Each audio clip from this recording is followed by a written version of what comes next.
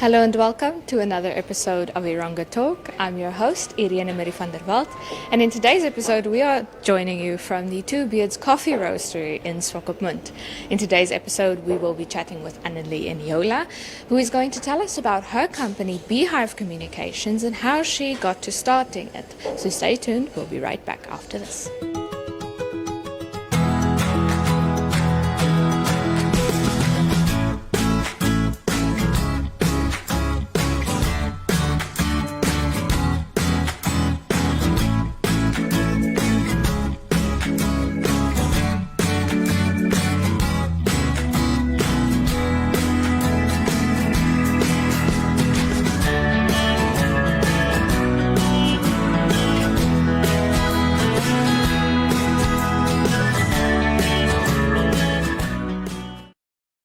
And now it is time for your news. In our first story for today, the ambassador of Japan to Namibia, Harada Hideaki, will sign a grant contract with Luisa Kativa, the mayor of Swakopmund, today.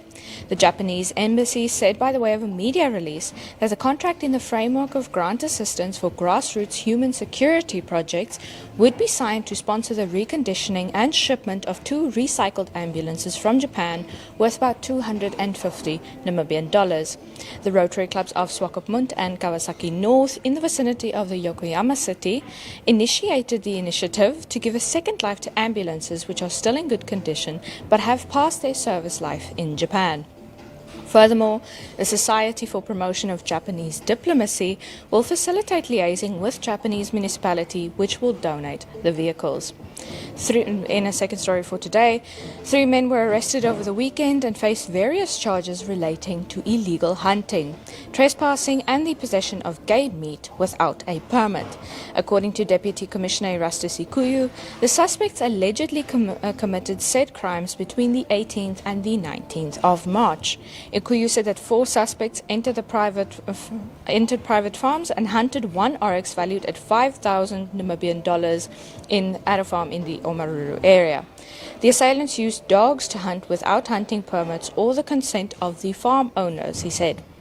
He continued saying their tracks were followed and this led to the arrest of 3 suspects found in possession of an oryx carcass at their homes in the Ondama village in the Omachete area. 3 suspects aged 39, 33 and 21 will make their first court appearance at the Omaruru Magistrates Court on Tuesday, that was yesterday. And then in a last story for today, there was more stock theft. The police requested public assistance in connection with 32 goats that went missing and were eventually found slaughtered. According to Ikuyu, a herder brought goats to his home during lunchtime and left the animals grazing on Thursday, the 18th of March 2021, between about 2 o'clock and 8 o'clock at Farm Weissenfeld in the Omaruru district. When they went to take the goats to the kraal late in the afternoon, they discovered that 32 goats, valued at 37,000 Namibian dollars, were missing. As it was late in the evening, they decided to start searching for the missing animals the next day. However, the search was disrupted by the heavy rains in the area, he said. The workers eventually came across a scene on the farm where the 32 goats had been slaughtered, with meat being transported away by vehicle. Only the heads and intestines were left behind. Nothing was recovered and the suspects are not yet known. In our final story for today, First National Bank Namibia, also known as FNB Namibia, closed 4 district branches due to reduced customer volumes resulting from increased use of alternative banking channels. The Oshikuku FNB branch closed last month, while the Arandas, Usakos and Klein Windhoek branches will be closing by the end of March 2021. FNB Executive Officer for Points of Presence, Rodney Forbes, said the closure of the branches is due to the availability of convenient and affordable alternative banking channels and their increased adoption by customers over traditional branches. He said it is no longer viable for us to continue with physical presence of branches at these locations. We are constantly finding ways and means to ensure that every customer has access to banking services without a physical branch. He said, adding that the bank's digitization journey has been successful thus far and has cemented the bank's outlook that expanding and increasing its branch and ATM footprint is not part of its overall digitalization. And on that note, we conclude today's news.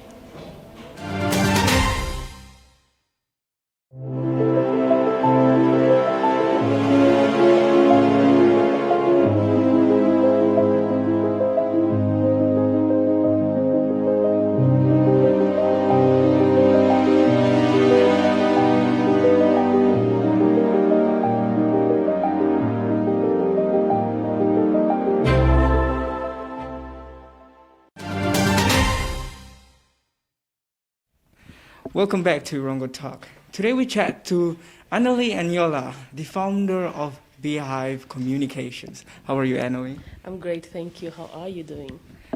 Wonderful. Welcome back to Erongo Talk. It's actually your first time here, and we are going to be talking about Beehive Communication. Can you tell the audiences and the rest of the world what Beehive Communications actually is? Well, yes, thank you so much for having me in studio. I'm really appreciative of this platform. Well, spending time of being 4 years in the United Arab Emirates, I actually got to learn about different ways of communicating over there because, seeing the technology there, they are far ahead of us. So I actually picked up a lot of things that I thought, oh wow, I could actually bring this back home. So when I came home the next year in March, of course, COVID happened. And one of the things that I actually realized is that a lot of companies, especially the SMEs and individuals, specifically creatives, needed assistance with online platforms. And that's where Beehive Communications actually started, where I started to volunteer to help people who were struggling to get onto the online platforms. Yes, wonderful. So, what were the challenges you faced when you were setting up this establishment? Well, me stepping in as somebody who's assisting, one of the challenges that I found is that a lot of people would love to get onto the online platforms, but again, technology is one of the factors. If you to assist somebody who doesn't even have access to a smartphone, for example, or just to the access of internet, how would you then assist this person if technically and not having the right equipment to be on the platforms is one of the disadvantages here. So for a company, let's say that's starting up, some companies, like you said, are technically disadvantaged. So what do you do actually to assist these companies? Well, some of these companies, I do have an agreement with them to say that I'll set up, let's say, your Facebook, your Instagram page for you, and we'll have some terms where I can run it for you for a certain period. And if they are unable to, some of them really, it's not just the equipment that they don't have, sometimes it's the time. So I could also manage it for them on their behalf.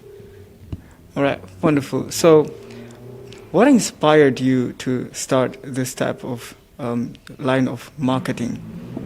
Well, when I was in the United Arab Emirates, I worked for one of the two best brands there, which I could say, which is Ferrari World Abu Dhabi and Legoland Dubai.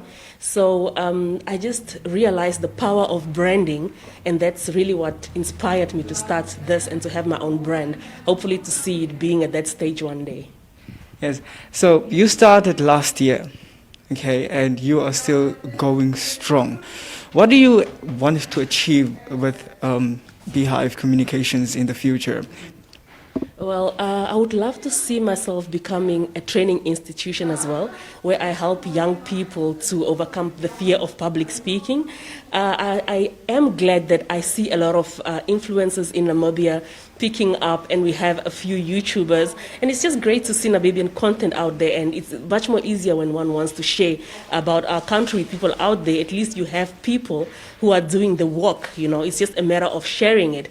It's very encouraging, and I would really love to see more content creators coming out there and to share the Namibian story with the world here. Yes. So if people want to get in touch with you, how can they get in touch with you? Is there some place where they can go to, or an office that they can visit, or an online platform that they can communicate with you? Mm-hmm.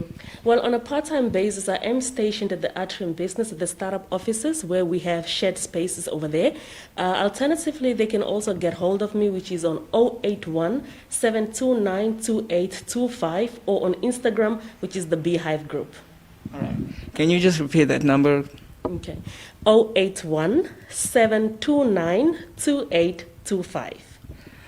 Well, thank you very much for coming and sharing this information with us today.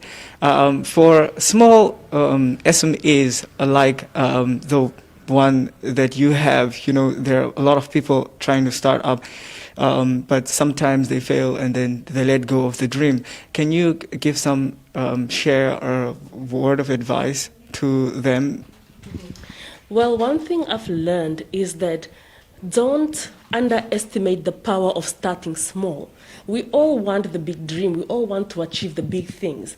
But if you can't get the smallest things right, I think it will be very much impossible or much more difficult to get the bigger picture right. So start small and don't underestimate the power of collaboration. I mean, COVID has proven that doing things by yourself can be quite difficult. So do not be afraid to network and to create a bigger space for you where you could learn. And we have institutions like the Startup Namibia. They are one of the few organizations that I could say you should really keep in touch with them. There's a lot to learn, a lot of networking going over there. So really check them out. They are very helpful. Thank you for coming into Erongo Talk. Thank you so much. It's been a pleasure. That was Anelie, the founder of Beehive Communications.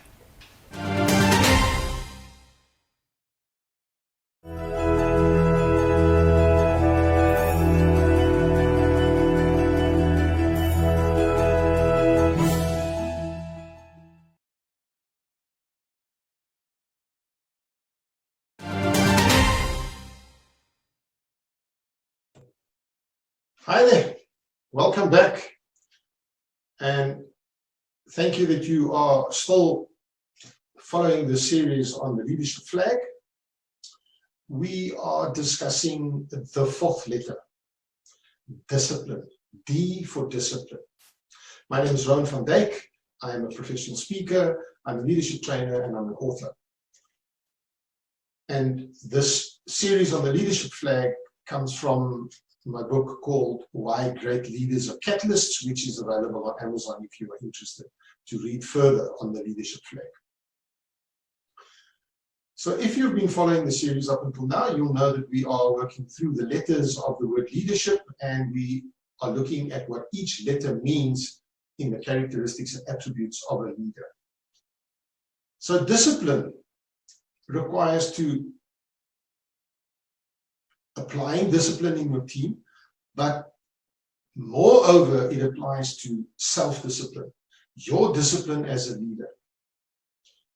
And it's not about how nicely you act or do you make mistakes, do you follow the procedures or not. The discipline and the self-discipline I'm talking about here is it's that tenacity that you need as a leader. I lots of times, most of my studies that I've done post-schooling have been part-time or through distance learning or online. And everybody has always said to me, how do you have the self-discipline to carry on? And that's the discipline that I'm talking about. It's about not giving up. It's about sticking it out to the end. If you've committed to a project, if you've committed to something, see it through to the end. Don't give up halfway. Don't, when it suddenly starts getting tough, pack up and leave it. That's not being a disciplined leader. And if we look back at the previous letters of lifestyle, L and the E, for example, it's not living the lifestyle of a leader. It's you're giving a wrong message, an incorrect message to your team. It's also not setting an example by saying, whatever I ask you to do, I can do. But if I'm giving up halfway, how's the team ever going to achieve its objectives? Because that's the example I'm setting. Give up. When it gets tough, you know what, guys, just give up. Pack up and go home. It's not worth it. That's not being disciplined. You want to be disciplined as a leader? Stick it out. If you commit to something, whether you like it or not, or whether it goes south halfway through, you stick it out all the way to the end, then you're being disciplined. It also requires, discipline requires confidence, and you will gain that confidence as you stick it out and you go through the storm and you come out the other end and you achieve the objective. You'll get more and more confidence as you go along. So if you like the content, please remember, subscribe to my YouTube channel. Remember, you must click the bell icon if you want to be notified automatically of videos as they get released.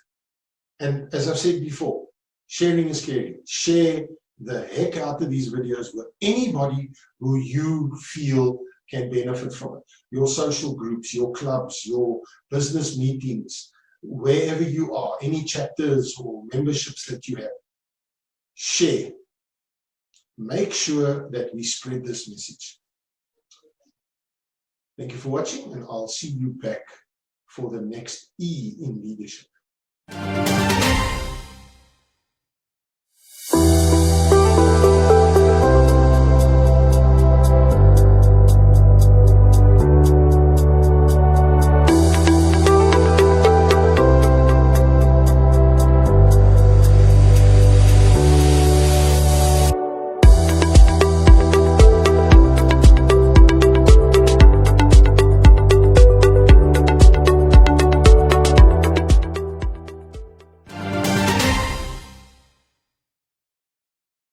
And now it is time for your weather and tides in Swakopmund and all the other major towns in the Erongo region.